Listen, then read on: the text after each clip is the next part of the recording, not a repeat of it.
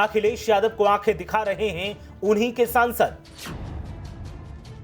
सांसद ने खुलेआम सपा को सुनाई खरी खोटी। कैमरे के सामने ही आपा खो बैठे सपा सांसद। क्या धीरे धीरे सपा से दूर हो रहे हैं मुसलमान?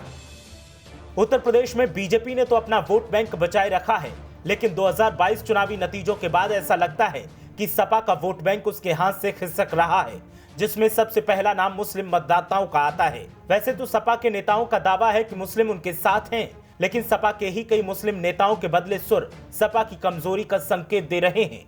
सपा के सितारे गर्दिश में क्या आए कि जो अपना होने का दावा करते फिरते थे वो बेगाने से दिखाई दे रहे हैं, और जिन अखिलेश यादव को जो अपना सब कुछ मानते थे उन्हीं के ऊपर तोहमतों का कीचड़ उछाल रहे हैं। तस्वीरों में दिख रहे ये वही सांसद हैं जिनके लिए अखिलेश यादव पत्रकार, सत्ताधारी और न जाने किन किन से भिड़ जाते थे, और अब वही सांसद अखिलेश यादव और उनकी पार्टी पर कीचड़ उछालकर एहसास करवा रहे हैं कि अखिलेश यादव ने तो इन्हें अपना माना था, लेकिन इन्होंने उन्हें अपना कभी माना ही नहीं, और अगर माना होता तो आज जो तोहमत अखिलेश यादव पर जड़ी जा रही है ये सांसद वो कभी नहीं लगाते। संभल से सपा सांसद शफीकुर रहमान बर्क अपनी ही पार्टी और पार्टी आला कमान पर तोहमतें जड़ रहे हैं और दावा कर रहे हैं कि मुसलमानों के लिए सपा ने कुछ किया ही नहीं। साथ ही दावा करते हैं कि सीएम योगी बहुत कुछ कर रहे हैं। क्या सच में सपा ने मुसलमानों के लिए कुछ नहीं किया? अगर इस सवाल का जवाब लोगों से पूछा जाए तो शफीकुर रहमान बर्क का सिर शर्म से नीचे झुक जाएगा, लेकिन वो इस सब से बेखबर सपा को ही नीचा दिखाने में लगे हैं। शफीकुर रहमान बर्क के बदले तेवर क्या इशारा करते हैं, हमें कमेंट करके जरूर बताएं। संभल से सपा सांसद शफीकुर रहमान बर्क ने अपनी ही पार्टी पर बड़ा हमला बोला है। सांसद बर्क की माने तो वो समाजवादी पार्टी के काम से बिल्कुल संतुष्ट नहीं है।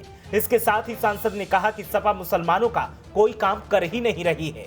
सांसद शफीकुर रहमान बर्क ने कहा कि यूपी में सीएम योगी आदित्यनाथ काम तो कर रहे हैं, लेकिन अपने हिसाब से।